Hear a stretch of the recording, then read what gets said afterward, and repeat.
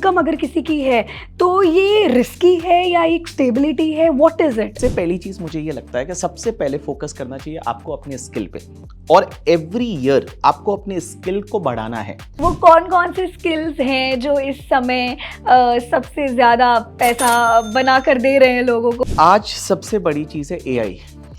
Everywhere it is AI AI AI. YouTube पे इतना content भरा हुआ है ना, हाँ, सीखने वाला चाहिए। हर किसी का एक ड्रीम होता है कि मुझे मेरा वो 1 करोड़ रुपए का जो फंड है वो बनाना है।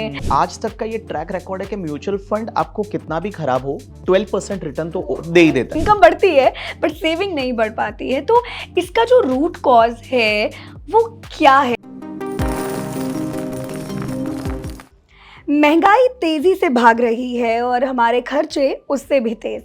ऐसे में सिर्फ 9 to 5 की जॉब के भरोसे बैठे रहना स्टेबिलिटी है या सबसे बड़ा फाइनेंशियल रिस्क? आज के इस एपिसोड में हम डिकोड करेंगे इनकम डबल करने का प्रैक्टिकल ब्लूप्रिंट। और इन फाइनेंशियल कॉन्सेप्ट्स पर आज हमारे साथ बात करेंगे CA Bhanwar Borana. Hi sir, welcome to C business. Thank you ma'am. Sir, मुझे सबसे पहले ये जानना है कि एक तो इन्फ्लेशन इतनी तेज़ी से बढ़ रहा है और उससे भी ज़्यादा तेज़ी से हमारे खर्चे, यानी कि हमारा लाइफस्टाइल इन्फ्लेशन जिसे हम कहते हैं, तो ऐसे में मेरा फोकस किस चीज़ पर होना चाहिए सबसे पहले? या मैं इनकम बढ़ाने पर फोकस करूं पहले, या मैं सेविंग का जो ये कहते हैं ना एक डिसिप्लिन होना चाहिए टू सेव योर मनी, किस पे मेरा पहला फोकस होना चाहिए? देखो, बड़ा सिंपल सी चीज़ है कि अगर आपकी इनकम जो होगी उसी में से तो आप सेव कर सकते हैं। Suppose you are earning 1 lakh rupees, तो आउट ऑफ 1 लाख रुपीज़ आप 30,000 सेव करते हैं। हाँ, लेकिन वो इनकम जब बढ़ जाती है तो आप अपनी सेविंग भी बढ़ा सकते हैं। True. तो मेरा मानना ये है कि सबसे पहले ज़्यादा फोकस करना चाहिए। आज की डेट में जब 6 to 7% इन्फ्लेशन है तो उस केस में आपको पहले अपनी इनकम को बढ़ाना है।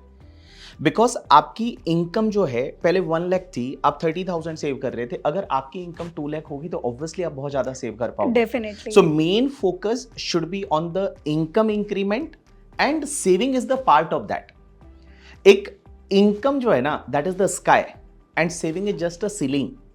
सो always focus to the sky. So always मेरे को ये लगता है कि इनकम बढ़ाने पे ज्यादा फोकस करना चाहिए एज कंपेयर टू सेविंग। तो सर, अब जैसे कि आपने खुद कहा कि हमें अपनी इनकम को बढ़ाने पर ज़्यादा फोकस करना चाहिए। Now if we talk about 2026, आज के टाइम पर बहुत सारे मैं एक्सपर्ट्स को सुनती हूँ या जिनसे मेरी बातचीत हुई है ऑफ लेटली, उनका यही कहना है कि सिंगल इनकम सोर्स के भरोसे नहीं रह सकते। अब आपको अपनी जो इनकम है उसको मतलब पैसिव और सोर्सेज, मतलब बेसिकली आपको ढूंढने हैं या पैसिव इनकम आपको बढ़ाना है। तो ऐसे में मैं ये जानना चाहती हूँ दैट इन 2026 जो एक जॉब का जो एक्चुअल डेफिनेशन है वो क्या है, और सिंगल इनकम अगर किसी की है तो ये रिस्की है या एक स्टेबिलिटी है, व्हाट इज इट? ओके, तो अगर इसको अपन बात करना चाहते हैं कि अगर कोई पर्सन कहीं जॉब कर रहा है, हाँ, एंड उसकी एक फिक्स इनकम है, नाउ इनकम को कैसे बढ़ाए? सबसे पहली चीज तो ये है ना कि जो आप जॉब कर रहे हो, क्या आप उसमें 100% दे रहे हो? ट्रू। वहां पे आपकी स्किल को आपको इंप्रूव करना पड़ेगा। क्योंकि हमारी ऑर्गेनाइजेशन में, आपकी ऑर्गेनाइजेशन में आपने देखा होगा, कुछ लोग ऐसे होते हैं जिनके पास स्किल अच्छी होती है तो वो जल्दी जल्दी ग्रो करते हैं। राइट, हाँ। बट कुछ लोग ऐसे होते हैं जो काफी टाइम से वो वहीं उसी लेवल पे, बिकॉज वो stuck अपने हो आप जाते में हैं। इंप्रूव कर ही नहीं रहे, Stuck अपने हो आप जाते की हैं। जो स्किल है वो बढ़ा ही नहीं रहे हैं। True true. तो मेरा मानना यह है कि सबसे पहला फोकस करना चाहिए आपको अपनी स्किल्स बढ़ाने पे। आपको अपनी स्किल्स को बढ़ा के और आपकी ऑर्गेनाइजेशन में आपको बेस्ट बनने की कोशिश करनी है, सबसे पहली चीज। And that is because you know that many people are saying that कि पैसिव इनकम होना चाहिए, आपके पास रॉयल्टी आना चाहिए या रेंटल इनकम आना चाहिए, बट उसके लिए पहले पैसा तो चाहिए। हाँ, अगर मेरे पास प्रॉपर्टी ही नहीं है तो मैं रेंट कहां से लाऊंगा? और वैसे भी अगर मैं कहीं फुल टाइम जॉब कर रही हूँ तो आई एम श्योर कि मैं कोई उसके साथ पार्ट टाइम जॉब नहीं कर सकती हूँ। It is not allowed. तो मैं कैसे इनकम बढ़ाऊं, मतलब? हाँ, तो सबसे पहली चीज मुझे ये लगता है कि सबसे पहले फोकस करना चाहिए आपको अपने स्किल पे, और एवरी ईयर आपको अपने स्किल को बढ़ाना है। आज की डेट में जो नई नई चीजें आ रही है, वो नई नई चीजों को सीखना है, और आपके स्किल के बेसिस पे आपकी जो सैलरी है वो बढ़ेगी। सबसे पहला काम ये करना चाहिए।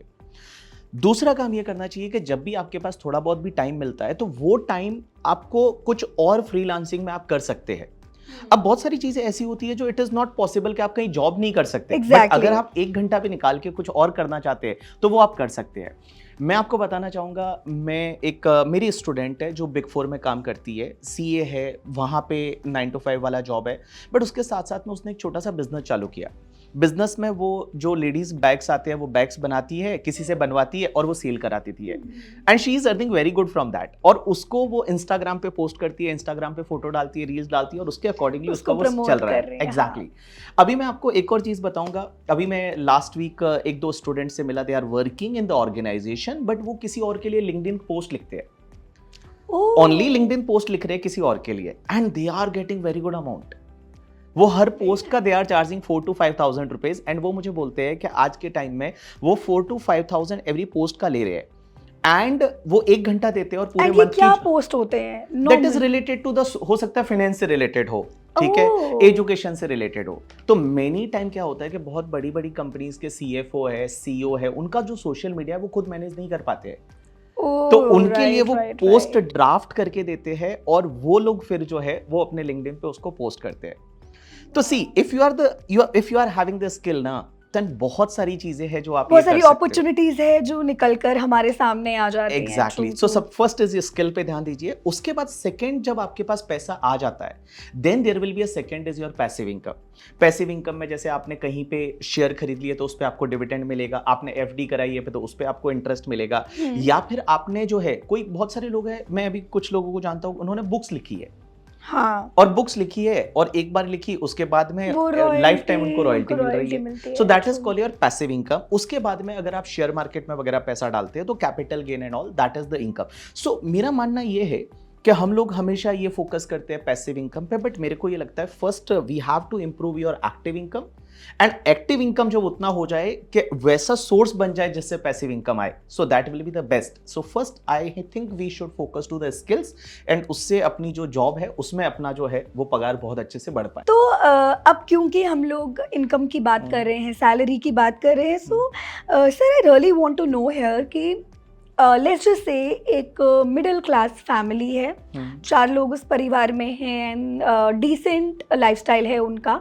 टियर 1 सिटी में वो रह रहे हैं। सो व्हाट डू यू थिंक वो उनका जो इनकम ब्रैकेट है या एक सैलरी क्या होना चाहिए सो दैट वो अच्छे से सर्वाइव भी करे, एंड ऑफ कोर्स उनका मतलब जो भी वो चाहते हैं, मतलब वो एक लाइफस्टाइल में जो भी उनके शौक है वो भी पूरे हो और उनकी सेविंग भी हो आगे के लिए। So what has to be the salary in tier 1? तो आज की डेट में अगर अपन बात करते हैं टायर 1 सिटी, जिसमें मुंबई, दिल्ली, चेन्नई, कोलकाता, बैंगलोर, ये जब सिटीज की बात करते हैं, तो अराउंड 15 to 25 लाख का एक ब्रैकेट ले सकते हो कि 15 to 25 lakh if any person is earning 15 to 25 lakh per annum. तो अगर आप 15 से 25 लाख कमा रहे हो तो ये माना जा सकता है कि इन द मिडिल क्लास आप आराम से सर्वाइव कर पाओगे, because rental cost is very high. उसके साथ साथ में बच्चों का एजुकेशन है, एजुकेशन के साथ में बाकी सब चीज़ें हैं, और आजकल जो बाकी लाइक आपको सबका OTT का सब्सक्रिप्शन चाहिए, उसके साथ साथ में आजकल तो AI का सब्सक्रिप्शन और चाहिए। तो उसमें उसकी स्पेंडिंग को देखते हुए if any person is earning between 15 lakh to 25 lakh in the tyre 1 cities, तो अपन बोल सकते हैं कि मिडिल क्लास उसमें सर्वाइव कर सकता है। मतलब अगर मैं दिल्ली में हूँ, मुंबई में रहती हूँ, हाँ, मतलब ऐसे बड़े सिटी में रहती हूँ, तो 15 से 25 लाख एक फैमिली को, मतलब एक फैमिली को चाहिए, 2 जहाँ पे बच्चे या हैं, पेरेंट्स उनके साथ रहते हैं। अगर आप टायर 2 सिटीज की बात करेंगे तो वहाँ पे 10 लाख to 18 लाख का एक ब्रैकेट ले सकते हो कि 10 लाख से लेके 18 लाख तक आप कमा रहे हो तो आप आराम से सर्वाइव कर सकते हो। एग्जैक्टली। एंड अगर आप टायर 3 सिटीज की बात करोगे तो वहां पे रेंटल कॉस्ट बहुत कम होती है, तो वहां पे आप लोग जो है वो अराउंड 7 to 12 लाख के बीच में भी अगर आप अर्न कर रहे हो तो आप आराम से अपने खर्चे निकाल सकते हो।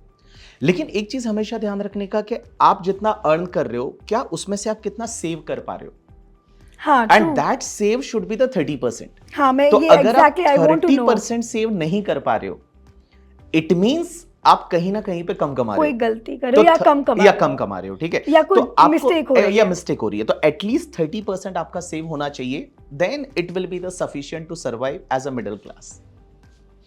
ठीक है, तो अब अगर हम इस पर ही अगर और इन डेप्थ बात करते हैं तो लेट्स जस्ट से 50,000 से 1 लाख रुपए महीना सैलरी, मुझे लगता है ज़्यादातर इंडिया में एक एवरेज सैलरी यही है। अब अगेन खर्चे भी करने हैं और हर किसी का एक ड्रीम होता है कि मुझे मेरा वो 1 करोड़ रुपए का जो फंड है वो बनाना है, या आज से 20 साल बाद या 15 साल बाद जब मेरे बच्चों को कॉलेज जाना होगा तो उनके कॉलेज के लिए, उनकी शादी के लिए वो एक बड़ा सा जो फंड है 1 CR+ का, वो उनके पास होना चाहिए। तो ऐसे में आई वॉन्ट टू नो कि लेट्स जस्ट से एक एवरेज लेते हैं 50 और 1 लाख के बीच में 75,000। अगर मैं 75,000 रुपीज़ हर मंथ कमाती हूँ और मैं चाहती हूँ कि मेरा वो 1 करोड़ का फंड मैं बना सकूँ, तो पहले तो मैं सर ये पूछूंगी कि पॉसिबल है भी कि नहीं, और पॉसिबल है तो कितने समय में है, और इसका रोड मैप क्या होगा, मुझे एक ब्लूप्रिंट अगर आप बता सकें। देखो, when you are earning around 50,000 से लेके 1 मतलब लाख के बीच में 75,000 का सैलरी है। को लेते हैं, हाँ। 75,000 के सैलरी में से आप जितने भी आपके खर्चे वगैरह निकालने के बाद आप कितने आप बचा सकते हो? मैं ये बोलता हूँ कि एक सेविंग के लिए आप 15,000 तो अलग कर ही सकते हो। ठीक तो है, 75,000 में से आपने 60,000 पूरा खर्चा कर लिया, 15,000 आपने अलग कर दिया। ठीक है। अब आप 15,000 को करिए इन्वेस्ट। अब देखो, अगर आपकी रेंज उस सैलरी की है तो इन्वेस्टमेंट कहाँ करना चाहिए उस पर अपन बात करेंगे आगे जाके, लेकिन मेरे को ये लगता है कि आप उसको SIP में डालिए। ठीक है। आप अच्छे म्यूचुअल फंड लीजिए, डायरेक्ट लीजिए जिसमें कॉस्ट बहुत कम आता है, और म्यूचुअल फंड में अगर आप इन्वेस्ट करते हो, और आज तक का ये ट्रैक रिकॉर्ड है कि म्यूचुअल फंड आपको कितना भी खराब हो 12% रिटर्न तो दे ही देता है। ट्रू। तो 12% रिटर्न। आप मुझे एक नंबर बताइए कि मैं अगर कोई पर्सन है 15,000 का SIP करता है every month for the 10 year, और इसमें वो स्टेप अप आप काउंट नहीं करें, वगैरह कुछ नहीं, नो स्टेप अप ठीक करके, है। आप सिर्फ 15,000 है वो इन्वेस्ट करते रहे एवरी मंथ, और आप लोग जो 10 ईयर के बाद आप बताओ कितना अमाउंट होगा, जस्ट एस्टिमेट करो कितना रहेगा 10 ईयर्स के बाद। आपने टोटल इन्वेस्ट किया होगा कितना एवरी ईयर? 1,80,000 किया, 1,80,000, 10 ईयर में 18 लाख इन्वेस्ट किया, तो 18 लाख का कितना हो सकता है SIP में? अराउंड 1 करोड़ 2 करोड़ के। नहीं, बहुत ज्यादा बोल रहे हो आप, इतना नहीं होता है। 10 ईयर्स के बाद ये अमाउंट होगा, that will be around 35 lakhs। But interesting is the 20 years के बाद it will be the 1.5 crore rupees. So 20 years में इट विल बी 1.5 करोड़। हाँ। एंड अगर आप 30 ईयर्स तक अगर इन्वेस्ट कर लेते हो, then that amount will be the 5.24 crore. अगर आप 30 ईयर्स तक इन्वेस्ट करते हो तो that is called the compounding. तो कंपाउंडिंग अगर 12% से कंपाउंड हो रहा है, मतलब ये तो वैसा हो गया कि जितने ज्यादा सालों के लिए आप डाल रहे हो उतना आपका फायदा है एक तरीके से। कंपाउंडिंग का जो मैजिक है, और कंपाउंडिंग का जो मैजिक है, that is the amazing. Because आप 15,000 सिर्फ मंथली डाल रहे हो, हाँ, even I got confused with 20।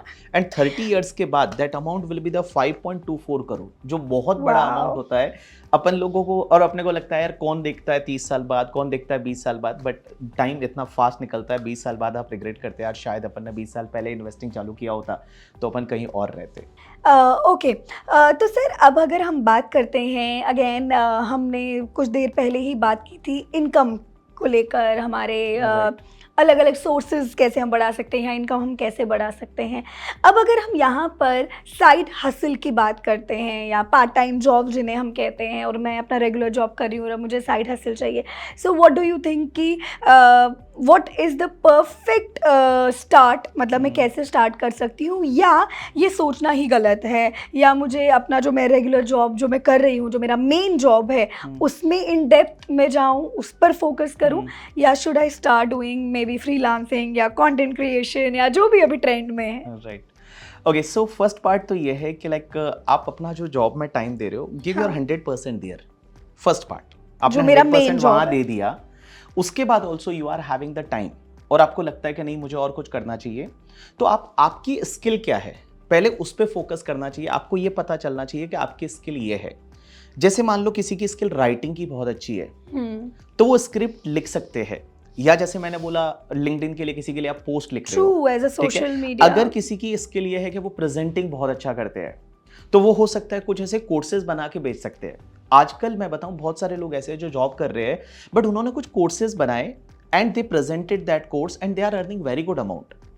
छोटे छोटे कोर्सेज आप बना सकते हैं कि लाइक फाइनेंस क्या होता है उससे रिलेटेड आपने बना दिया, अकाउंट्स क्या होता है उससे रिलेटेड आपने बना दिया, कुकिंग से रिलेटेड कोर्सेज बना दिया आपने करके, ठीक है। तो अल्टीमेटली मेरा मानना यह है कि पहले आपको अपनी हॉबी क्या है, आप में कौन सी स्किल है जो बेटर है, और जिसमें आप बहुत बढ़िया कर सकते हो, तो अगर आप उस पर फोकस करोगे तो ज़्यादा बेटर रहेगा। एंड साइड हसल ऑब्वियसली आपको करना चाहिए, बिकॉज आपका जो परफेक्ट जो जॉब है अगर वो 9 to 5 ही है, उसमें बड़ा स्मूथ जा रहा है, आप उसमें जितना काम है उतना आप दे पा रहे हो, बट उसके बाद भी आपको लगता है कि आपके पास टाइम है, then you should start the freelancing. आप उसमें कुछ ना कुछ कर सकते हो। और आजकल आज के ज़माने में मैं बताऊँ ना, इट इज़ वेरी ईजी। पहले क्या था कि पहले अगर कुछ छोटा सा बिजनेस भी करना है तो उसके लिए आपको फंड चाहिए, उसके लिए आपको रेंट पे शॉप चाहिए, उसके लिए आपको प्रोडक्ट चाहिए, बहुत सारी चीज़ें होती थी। आज की डेट में कुछ नहीं चाहिए। आपने अगर कोई प्रोडक्ट है, आपको लगा कि ये प्रोडक्ट अच्छा है, आप सीधा उसको अमेजॉन फ्लिपकार्ट पे आप लिस्ट करा दीजिए और लिस्ट करा के आप सेल कर सकते हैं। And you can start the business. आजकल वेबसाइट जो है वो वेबसाइट 10,000 में वेबसाइट बन जाती है, आप खुद वेबसाइट बना सकते हैं। हाँ, तो अल्टीमेटली थोड़ा थोड़ा जो है ना वो आपको एफर्ट लेना पड़ेगा, एफर्ट पुट करना पड़ेगा एंड थोड़ा अपने कंफर्ट से बाहर निकलना पड़ेगा। देखो हम हमेशा ये सोचते हैं कि यार बहुत बार लोग बोलते हैं कि उसका तो लक था इसलिए चल गया एंड ऑल। मेरा मानना ये है कि नहीं यार, उसने एक्स्ट्रा एफर्ट मारा है, लक का रोल भी रहेगा करके, ठीक है, लक का रोल भी रहेगा 5 to 10%, बट उसका 80 to 90% उसने एक्स्ट्रा एफर्ट मारा है, उसकी वजह से वो हुआ है। So I feel that you should start doing something else also, and you have to come out of your comfort zone and put the extra effort. तो वो कौन कौन से स्किल्स हैं जो इस समय सबसे ज़्यादा पैसा बना कर दे रहे हैं लोगों को? और मतलब अगर जो भी लोग हमें सुन रहे हैं, अगर उन्हें किसी एक स्किल पर फोकस करना चाहिए या कोई 2-3 स्किल्स हैं जो आजकल बहुत ज़्यादा ट्रेंड कर रहे हैं और आपको भी लगता है कि नहीं ये 3-4 स्किल्स हैं जो होने ही होने चाहिए, और अगर पैसा बनाना है, पैसा कमाना है, तो ये स्किल्स तो डेफिनेटली उस कैंडिडेट को या उस बच्चे को आना चाहिए। आज सबसे बड़ी चीज़ है AI। Everywhere it is AI job खा जाएगी, ये हो जाएगा, वो हो जाएगा। हाँ, बट इनफैक्ट मुझे ये भी पूछना है कि हम डेफिनेटली कौन से स्किल्स है, और साथ ही AI ने अब कितना ट्रांसफॉर्मेशन लेकर आया है AI, और साथ ही कि AI जो है क्या क्या अपॉर्चुनिटीज़ उसकी वजह से आई हैं, AI की वजह से क्या क्या अपॉर्चुनिटीज़ गई हैं, ये तो सब बात करते हैं, लेकिन आई क्या क्या है उसके बारे में हम ज़रूर बात करें। यस, तो सबसे पहली चीज़ तो AI। क्या हमको AI से डरना चाहिए कि AI सबकी जॉब खा जाएगा? Answer is no. आपको मैं बताऊं, जब इंडिया में पहली बार कंप्यूटर आया था, Rajiv Gandhi was the prime minister of India, and उस टाइम पे भी ऐसा था, लोग ये बोल रहे थे कि कंप्यूटर आ गया सबकी जॉब चली जाएगी, नौकरी खाएगा। ट्रू। आज की डेट में भी वही बोल रहे हैं AI आ गया हमारी जॉब चली जाएगी, बट ऐसा कुछ नहीं होने वाला। बट यस, जॉब जाएगी जो AI को नहीं सीखा है। So you have to understand the AI, you have to learn the AI, and you have to implement the AI in your work. मैं अगर बात करूं, मेरे बहुत सारे CA फ्रेंड है जो प्रैक्टिस करते हैं। हम लोग जब इनकम टैक्स डिपार्टमेंट को रिप्लाई फाइल करते हैं तो रिप्लाई पहले वो हाथ से ड्राफ्ट करते थे, हर चीज़ लिखते थे, लेकिन आज की डेट में AI आ गया है। अब 5 मिनट दे दीजिए AI को और जो आप काम 2 घंटे में करते थे वो AI 5 मिनट में आपको करके दे देगा। आज मैं मेरी बात करता हूं कि मैं पढ़ाता हूं और मैं पढ़ाते टाइम मुझे जब रिसर्च करना रहता है तो मैं AI को यूज करता हूं। मुझे जब नोट्स में कहीं पे मुझे लगता है इंप्रूवमेंट करना रहता है, एग्जांपल जोड़ना पड़ता है, तो मैं उसको AI को यूज करता हूं। सो इवन आप जॉब कर रहे हो, आप बिजनेस कर रहे हो, आप प्रोफेशनल हो, आप रिसर्च, तो आपको AI यूज करना ही पड़ेगा। तो AI से आप अलग नहीं हो सकते, AI के साथ में मिलके ही आपको काम करना पड़ेगा। तो सबसे पहले स्किल मुझे ये लगता है कि आपको AI जो है ना वो सीखना पड़ेगा। AI को कैसे यूज करना है। हाँ, एग्जैक्टली। सी, ऐसा जरूरी नहीं है कि AI के सब टूल्स आपको आते हो, लेकिन जो आपके फील्ड के लिए जरूरी है, जैसे मैं जिस फील्ड में हूं, पढ़ाता हूं मैं, तो मुझे नोट से रिलेटेड काम वगैरह वो आना चाहिए। अगर आप जिस फील्ड में हो उसमें हो सकता है ग्राफिक्स है, वीडियोस है, वो आपको आना चाहिए। So that all depends on कि आप कौन से फील्ड में हो, तो AI को आपको सीखना चाहिए। इनफैक्ट मुझे यहाँ पे मैं एक चीज़ ऐड भी करना चाहूँगी सर, मुझे ऐसा लगता है कि in every field one thing which is very important, अगर आप AI कर रहे हो तो आप प्रॉम्प्ट, आपको ये मतलब मैंने ये भी देखा, इवन मैं भी उनमें से एक थी कि हमें यही नहीं पता होता है कि हमें AI को प्रॉम्प्ट क्या देना। तो मुझे लगता है prompt engineering is something which is very important, तभी आप उससे वो काम जो है करवाना चाहते हैं वो आप करवा सकेंगे। ट्रू। तो I guess AI is one skill, इसके अलावा कोई और स्किल जो आना चाहिए आजकल? डिपेंड ऑन द लाइक, जैसे आप कौन से फील्ड में हो। आज की डेट में एक्सेल आना चाहिए हर किसी को। ट्रू। एक्सेल आप किसी भी ऑर्गेनाइजेशन में हो, अगर आपको एक्सेल नहीं आता है तो ऐसा माना जाता है यार कि ये आपको नहीं आता। तो एक्सेल है, वर्ड है करके, ठीक है। कहीं पे अगर आप मान लो अकाउंटिंग फील्ड में हो तो आपको टैली है। तो जो जो सॉफ्टवेयर या जो चीज़ें आपके लिए ज़रूरी है वो आपको आनी चाहिए और वहाँ पे आपको इन्वेस्ट करना चाहिए। और उसके कोर्सेज वगैरह भी मार्केट में मिलते हैं, आपको छोटे छोटे कोर्सेज ले सकते हो। और आजकल तो मैं बताऊँ ना नवमी, यूट्यूब पे इतना कंटेंट भरा हुआ है ना, हाँ, सीखने वाला चाहिए। अगर आप सीखना चाहते हो ना तो सब चीज़ें फ्री में अवेलेबल है, but you should have the time to learn that things. I guess एक तो टाइम भी और वो इच्छा भी मन होना, में ठीक होनी है। चाहिए कि हाँ मुझे सीखना है। आजकल true। न्यू जनरेशन तो सब शॉर्ट्स और रील वाली जनरेशन है करके, ठीक है। है ही नहीं सर, सच्ची में मतलब अब तो किसी के पास टाइम ही नहीं है कि वो मतलब it like the scrolling generation. Exactly 5 seconds का ही सिर्फ एंड टाइम उनका जो अटेंशन अटेंशन बहुत स्पैन खराब हो गया इज है। Like 5 seconds 10 second. उसके बाद में आज की डेट में जब हम भी पढ़ाते हैं तो जब बच्चों को हम पढ़ा रहे हैं तो उनको बार बार में वापस यहाँ लाना पड़ता है। अरे यार हम पढ़ा रहे थे, हम पढ़ रहे थे, हम ये पढ़ रहे थे। पहले ऐसा होता था कि हम लोग जब पढ़ते थे तो 3-4 घंटे तक पढ़ लिया, तब भी कहीं और माइंड नहीं जा रहा है। बट आजकल की जनरेशन का ये इशू है और मेरे को ये लगता है कि ये आई थिंक शायद सोशल मीडिया है आजकल, है ना, फास्ट मूविंग, हर चीज बहुत फास्ट चाहिए, क्विक चाहिए। जब से जोमेटो स्विगी आ गए, क्विक डिलीवरी, तो उनको हर चीज हाँ, एक बहुत क्विक चाहिए। साइकोलॉजी मुझे लगता है बन गई है उसके साथ साथ में सबको सक्सेस भी क्विक चाहिए, True। पैसे भी क्विक चाहिए करके, हाँ, ठीक है। क्योंकि हर चीज ही आपको जल्दी चाहिए ना। एग्जैक्टली तो यहाँ पे मैं तो यही बोलना चाहूंगा ये जनरेशन को, लाइक कि हर चीज मिलती है आपको, मैं पेशेंस होना चाहिए एंड उसके साथ साथ में आपको जो है वो लर्न करना पड़ेगा। You have to improve in your skills, और अगर आप स्किल्स को बढ़ाएंगे तो सब चीजें बन जाती है। डेफिनेटली। अब यहाँ पे सर आपने इनकम बढ़ाने के लिए क्या स्किल्स चाहिए ये सब तो आपने बता दिया हमें, लेकिन एक चीज़ है जो मुझे लगता है हम सब जितने भी लोग हम यहाँ बैठे हैं हम सब भी इसको फेस करते हैं और जितने लोग हमें देख रहे हैं वो भी डेफिनेटली इसको फेस करते होंगे कि इनकम बढ़ जाती है लेकिन खर्चे भी साथ में बढ़ते हैं, सेविंग नहीं बढ़, बेसिकली इनकम बढ़ती है बट सेविंग नहीं बढ़ पाती है। तो इसका जो रूट कॉज है वो क्या है? मतलब ये हमारा कोई बैड डिसिप्लिन है, कोई पीयर प्रेशर है?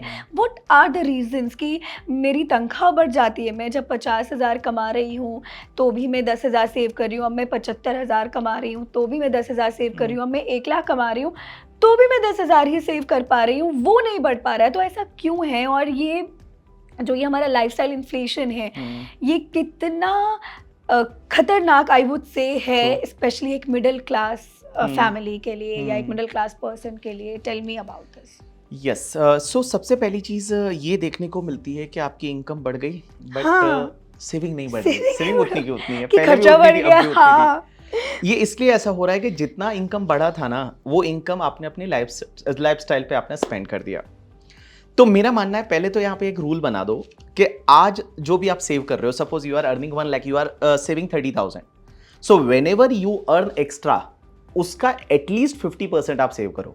ओके, सो ये लिख के रखने का कि मैं आज अर्न कर रहा हूं उसका 30% सेव हो रहा है। अब इससे ज्यादा जो भी अर्निंग होगा उसमें 50% I will spend on the lifestyle और 50% आई विल स्टार्ट सेविंग। तो इसमें सबसे बड़ी चीज है ना वो लाइफस्टाइल की है, बिकॉज पहले आप जो लाइक कपड़ों पे स्पेंड करते थे, आप लोग जो बाकी सब चीज़ों पे स्पेंड करते थे, मोबाइल पे स्पेंड करते थे, जैसे ही आप थोड़ा ज़्यादा कमाना चालू कर लेते हो आप ज़्यादा स्पेंड करने लग जाते हो और महंगी और वो पूरा जो है ना आप ये नहीं देख रहे हो कि नहीं यार जितना मैंने ज़्यादा कमाया उसका एटलीस्ट मुझे सेविंग में भी इंक्रीज करना चाहिए। जो SIP आपकी जा रही है वो भी बढ़ानी चाहिए, बट वो नहीं बढ़ाते और लोग क्या करते हैं पूरा स्पेंड कर देते हैं लाइफस्टाइल में। आजकल आप देखोगे और ये लाइफस्टाइल में हो क्या रहा है ना कि आपने इंस्टाग्राम पे कोई रील देखी कि उसके पास वो मोबाइल है, मेरे को भी ये मोबाइल चाहिए, तो फोमो वाला करके, ठीक है यार उसके पास ये गाड़ी है, मेरे को भी ये गाड़ी चाहिए, उसके पास ये घड़ी है, मुझे भी ये घड़ी चाहिए। और उसके लिए आज सबसे खराब चीज है कि आपको लोन भी मिल जाता है इजीली, और लोन मिल गया उसकी EMI आ गई, उस पर कितना इंटरेस्ट चार्ज कर रहे we don't know. Sometimes it is 20-25% interest every year. That much interest you are paying. 36% interest you are paying as a paying on the credit card spend. And आप bill pay नहीं कर रहे हो as a वो EMI के हिसाब से जा रहा है। तो मेरे को ये लगता है ना, देखो दूसरों को देख के चीजें नहीं करनी चाहिए। आपको अपने आप को एजुकेट करना पड़ेगा, आपको समझना पड़ेगा कि मैं जो भी अर्न कर रहा हूँ उसमें से मुझे कितना सेव करना है, और आपको क्लियर फाइनेंशियल आपका गोल होना चाहिए। ये डिफाइन करो गोल में कि मेरे को ये करना है, हाँ कि मेरे को 5 साल बाद इतना सेव करना है, मुझे 10 साल बाद इतना सेव करना है, and work towards that. And मैं बताऊं ना, लाइक आपको अपने आप को मेंटली बहुत ज्यादा स्ट्रांग करना पड़ेगा। कौन क्या कर रहा है, देखो उसका इनकम लेवल और आपका इनकम लेवल अलग अलग है। आप ये नहीं देख सकते कि वो सेलिब्रिटी के पास वो मोबाइल है या वो सेलिब्रिटी के पास वो है तो मैं भी ऐसा कर लूं, ऐसा नहीं कर सकते आप। उसका इनकम लेवल अलग है, आपका इनकम लेवल अलग है। तो मेरे को ये लगता है कि ये सब लाइफस्टाइल और बाकी चीज़ों में और आपके रिलेटिव्स को देख के या सोशल मीडिया देख के आप अपनी लाइफस्टाइल को इम्प्रूव नहीं करें। आप लाइफस्टाइल को जब इंप्रूव करें जब आपकी इनकम बढ़ जाए, and that is the best rule मैं बता रहा हूं कि अभी जो आपकी इनकम है जितना बढ़ेगा उसका 50% आप लाइफस्टाइल पे स्पेंड करिए, 50% आप सेव करना पड़ेगा। ग्रेट।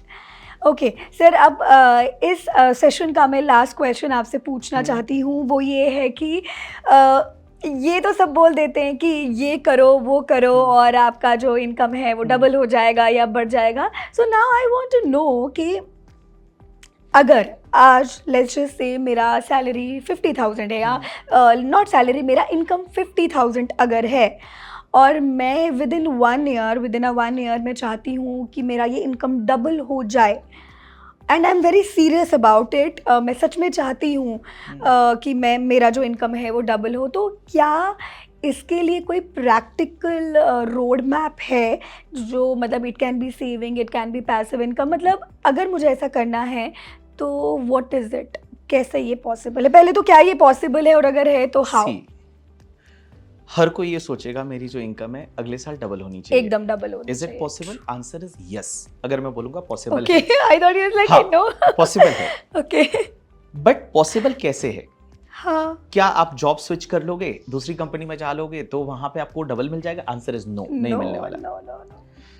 मेरे को ये लगता है, again I am repeating that point, first you should invest in your skill. आपकी स्किल को बढ़ाओ। जो आप लास्ट ईयर जॉब में जितना कंट्रीब्यूट कर रहे थे अपनी ऑर्गेनाइजेशन को, इस बार आप ऑर्गेनाइजेशन को 50% ज्यादा कंट्रीब्यूट करो। ऐसा कुछ ना कुछ स्किल लेके आओ आप लोग। मैं बताऊं, मेरी ऑर्गेनाइजेशन में ऐसे बहुत सारे एम्प्लॉय है जो पिछले 10 साल से काम कर रहे हैं, बट एवरी ईयर उनका जो ग्रोथ है वो 10% ही है। ओके।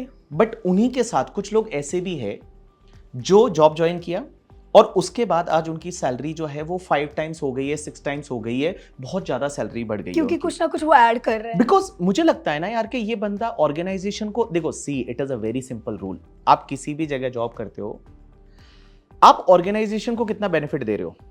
ऑब्वियसली आप जो बेनिफिट दे रहे हो और जो ऑर्गेनाइजेशन का कॉस्ट है वो बेनिफिट्स बहुत ज्यादा है, तभी तो आपको वो ज्यादा पे करेंगे। So that is the very clear calculation. First you should invest on your skill. आपको स्किल बढ़ानी पड़ेगी, आपको ऑर्गेनाइजेशन को कुछ ना कुछ एक्स्ट्रा करके देना पड़ेगा, एंड उसके बाद में अगर आप स्किल्स बढ़ा लेते हैं और उसके बाद अगर आप जॉब पे स्विच करते हैं तो आपको अच्छा खासा इंक्रीमेंट मिलेगा। एंड उसके साथ साथ में जैसा अपन बात कर रहे थे कुछ क्वेश्चन में वहां पे आगे कि आप फ्रीलांसिंग कर सकते हैं, आप कुछ और एडिशनल जो चीजें हैं वो आप कर सकते हैं। तो अगर इन पे आप फोकस करोगे तो आपकी जो इनकम है उसको डबल किया जा एक साल में डबल किया जा सकता है प्रैक्टिकली। ओके। और सेविंग को लेकर कुछ और कोई चीज जो हमें फॉलो करनी हो स्ट्रिक्टली? देखो, सेविंग को लेके फॉलो करनी वाली चीज के साथ में मैं एक चीज बताऊंगा कि आप जो सेव करते हैं उसको अच्छे से सेव करके रखें। एंड यहाँ पे मैं इंश्योरेंस के बारे में बोलना चाहूँगा कि आप अपना at least term insurance and medical insurance लें। बिकॉज मैं बताऊँ, मेरे बहुत सारे ऐसे फ्रेंड्स हैं जिनकी सेविंग 10 साल से सेव कर रहे थे एंड कुछ ऐसा मेडिकल इमरजेंसी आ गई और उसकी वजह से पूरा सेविंग चला गया। तो उस दिन उनको ये लगा यार कि इतना सेव किया था सब चला गया। सो मैं एक ही एडवाइस दूंगा सेविंग के साथ में कि आप सेव करें, बट कभी ऐसा ना हो जाए कि ये सेविंग खत्म हो जाए और वो हो सकता है कभी मेडिकल इमरजेंसी आ जाए, कुछ और हो जाए। तो term insurance, and term insurance में आपको वो इंश्योरेंस प्लान नहीं लेने हैं कि जिसमें आपका इन्वेस्टिंग वगैरह हो, नहीं, इन्वेस्टमेंट को अलग रखो, इंश्योरेंस को आप अलग रखिए। टर्म इंश्योरेंस ले लीजिए, बहुत ही सस्ता मिलता है, बहुत ही कम उसका प्रीमियम रहता है, और एक जो मेडिकल इंश्योरेंस है वो आप लेंगे तो ज़्यादा बेटर रहेगा। True. Okay, so it was really nice talking to you. Thank you so much, sir. And I'm sure कि तो कहते हैं ना कि आज कल का टाइम बहुत ही कूल हो गया है 2026 में, एंड आई एम श्योर जितने भी लोग ये वीडियो देख रहे हो उनका कमाई को लेकर, अर्निंग को लेकर कि कैसे हम अपनी अर्निंग को बढ़ा सकते हैं, कैसे हम अपनी अर्निंग को और स्मार्ट कर सकते हैं, इसको लेके जो भी आपके डाउट्स थे आई एम श्योर वो क्लियर हो गए होंगे। लेकिन अगर आप चाहते हैं कि अर्निंग से जुड़े और भी कुछ ऐसे सवाल है या डाउट्स है जो आप पूछना चाहते हैं, तो आप हमें कमेंट्स में ज़रूर बताएं और ऐसी ही वीडियोस के लिए कीप वॉचिंग जी बिजनेस।